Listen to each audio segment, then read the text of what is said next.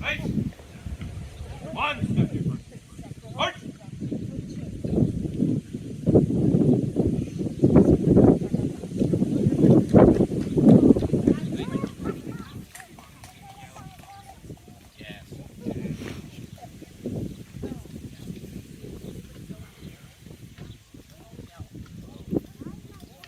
Ladies and gentlemen, there will now be a fife and drum demonstration underneath the shaded trees of the officers' quarters.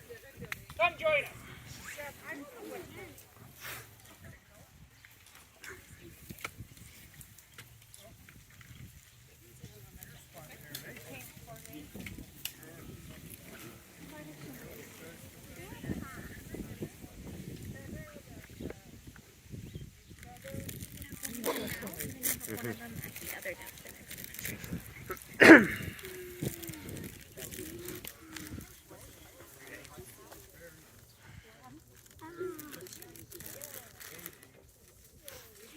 How's it going, folks?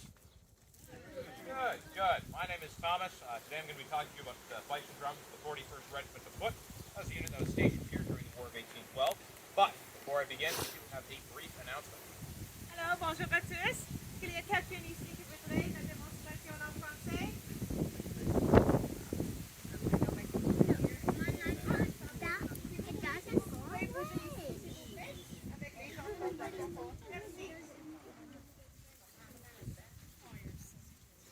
Alrighty, folks. Well, welcome once again to Fort George National Historic Site. You are standing in what was the headquarters for the Centre Division of the British Army here in Upper Canada. A very important frontier. The Niagara frontier was one of the hardest fought campaigns here throughout the entirety of the War of 1812.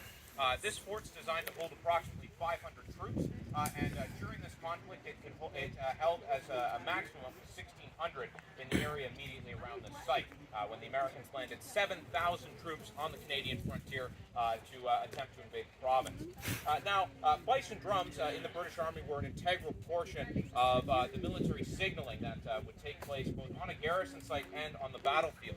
Every day there'd be a fifer and a drummer that would be stationed in the building behind me, the guardhouse, and they would be stationed with the officer of the watch who would order them to sound certain calls throughout the day to help regulate the functions of the camp. Your day would begin as a soldier with the reveille being sounded inside the barrack space on the drum.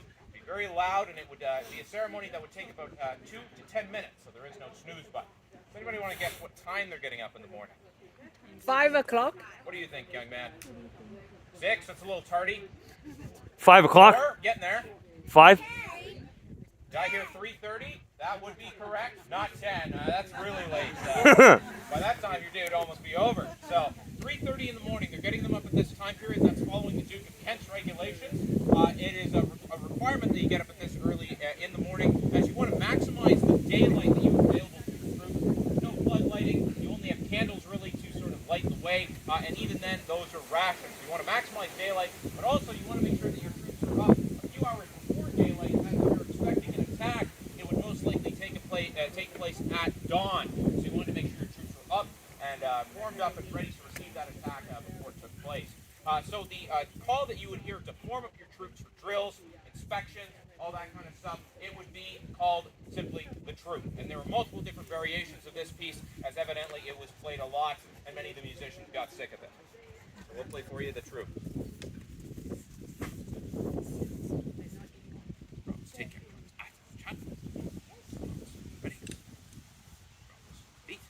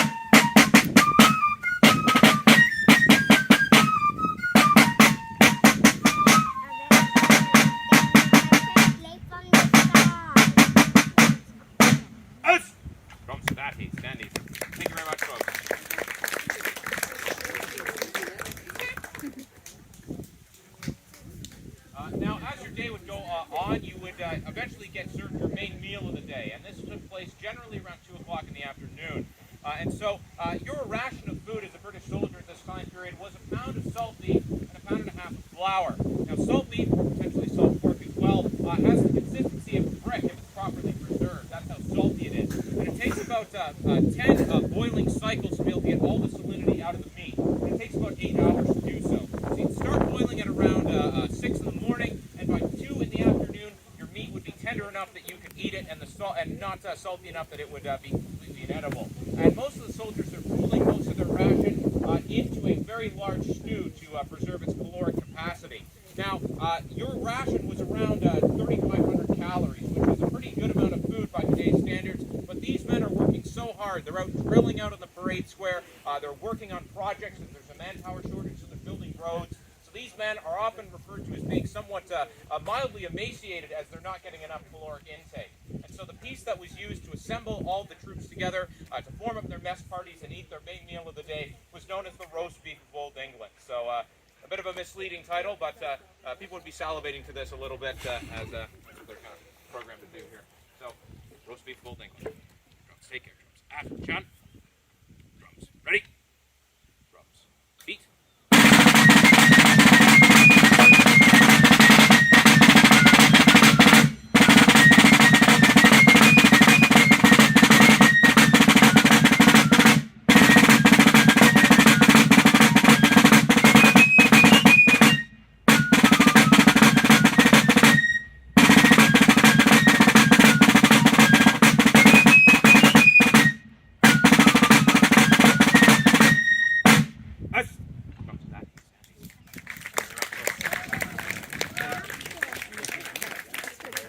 Now the fife and drums, they would practice for approximately 1 hour a day, 500 paces from the camp. That would be sort of their specialized training.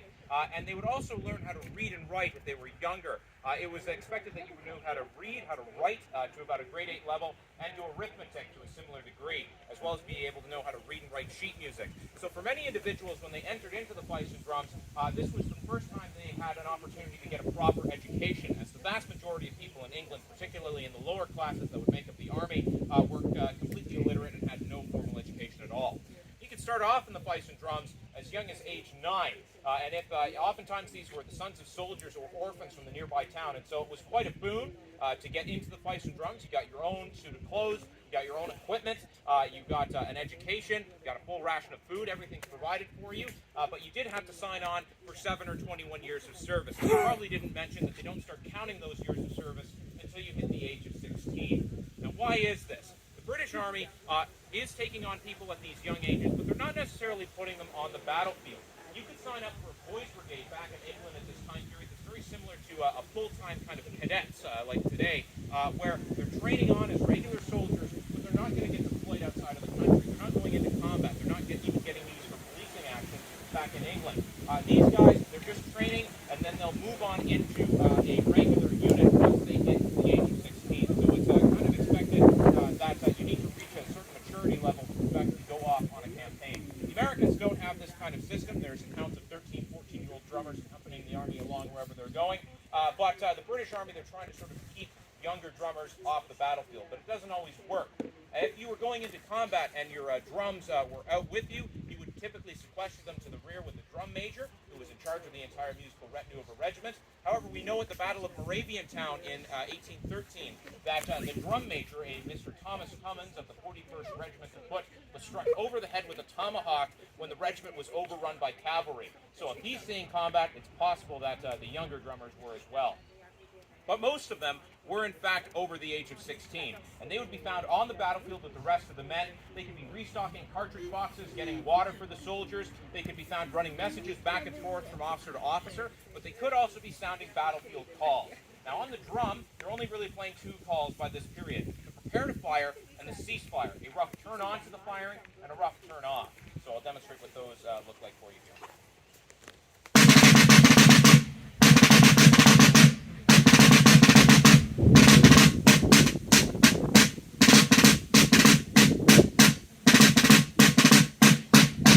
Notice how I bring my sticks up and put them back down. That's a visual cue that I'm sounding a call, and this is kind of a hint for why they're going towards a binary system. It's kind of hard to distinguish calls on the battlefield. When men are screaming, there's cannons firing, and so what they're doing is more or less, you see your sticks go up with your drummer and you're not firing, that's a great indication it's time to start firing, and vice versa.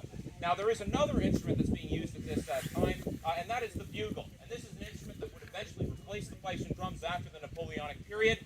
It's a bit more of a hardy instrument. It's able to play about 80 different calls by this time period. It's used by the light infantry as well as the cavalry. The light infantry, they're the guys that run up way far ahead of your formation. They wear a green tuft on their hats, on their hackles there. And so they're more used to kind of fighting in how a modern military would fight today, using cover and all that kind of stuff, whereas the rest of the regiment would have been packed together very tightly. And so these guys, they'd run up for miles, and a bugler could sound a call out and alert your force that there was an enemy out there that would allow you to form from your marching order into your fighting order from column into line. And so, Alex, play for us.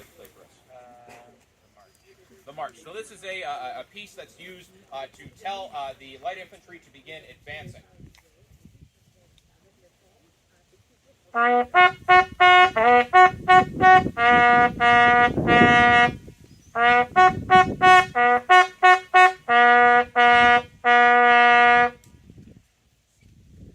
Yes, you can applaud. Alex is available for birthday parties and bar mitzvahs. Now, the bugle's a better instrument as it's a lot more hardy. If you bang a drum up against a tree, it's very fragile, it can break. You can't also play it in the extreme cold, in extremely high humidity, or when it's raining. You can do all those things with the bugle. It's also a lot smaller, and it's easier to train. It takes about a year to get a drummer fully up to speed on the rudiments, whereas a bugler can be trained in 6 weeks. Now, your fifers and drummers, in addition to their signaling role, would also provide a role directing how soldiers are marching from place to place. Your fifers and drummers would be at the front of your formation as you're marching in column, and they would regulate the speed of your force. And so you're going to be marching as a British soldier with a 30-inch pace, that's what you're trained, and the drums are going to be playing a repetitive stock beating or cadence at anywhere from 76 to 108 beats per minute. From there, you can calculate your miles per hour and therefore be able to reach your depot points and your destinations on time.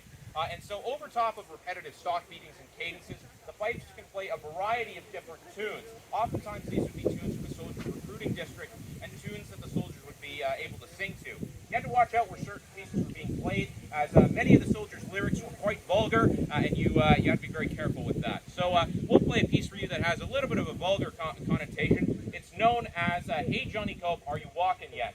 And it's better translated as Hey Johnny Cope, Are You Awoken Yet? And it's a piece that's an ancient Scottish Jacobite piece from the Battle of Preston Pans, where the British Army was famously caught with their pants down in camp, and the Scots were able to rush into their camp and defeat them, the British, very effectively. And Johnny Cope was the first person to flee off the field, who was the British commander. So it's a piece that's sort of making fun of the British, and it's sometimes played even today by Scottish units when they're marching into a British camp to wake up British troops as kind of a reminder of, hey, remember when we woke you up at the Battle of Preston Pans. So this is Hey Johnny Cope, Are You Walking Yet? Drums, take care. Johnny Cope. Drums. Ready? Drums. Beat.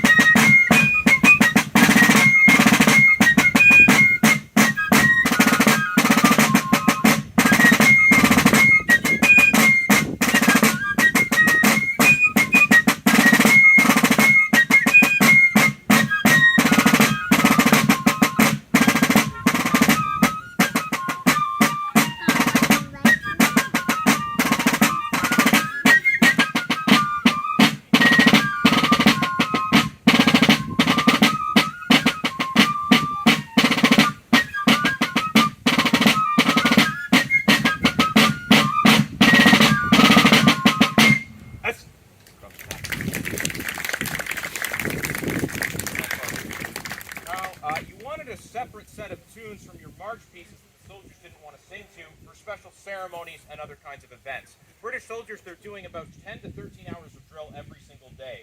You wanted something to entertain them, but not something they could sing along to if you had an officer or if you were in mixed company, perhaps. Oftentimes, soldiers drilling was a very public affair. It was something that inspired confidence in the security of Upper Canada, and something that would promote the militia to turn out for militia training events and then eventually for combat. And so these pieces were set aside. They didn't have lyrics. They were often from a more kind of famous piece that was from the upper class. They could also be from foreign pieces that didn't have any lyrics that soldiers would be familiar with, or just pieces that were arrangements that had no lyrics at all. So we're going to play a bit of a kind of a concert set for you, known as the Say Braley set. It's composed of three pieces. Say Braley, As I Was Kissed Yesterday.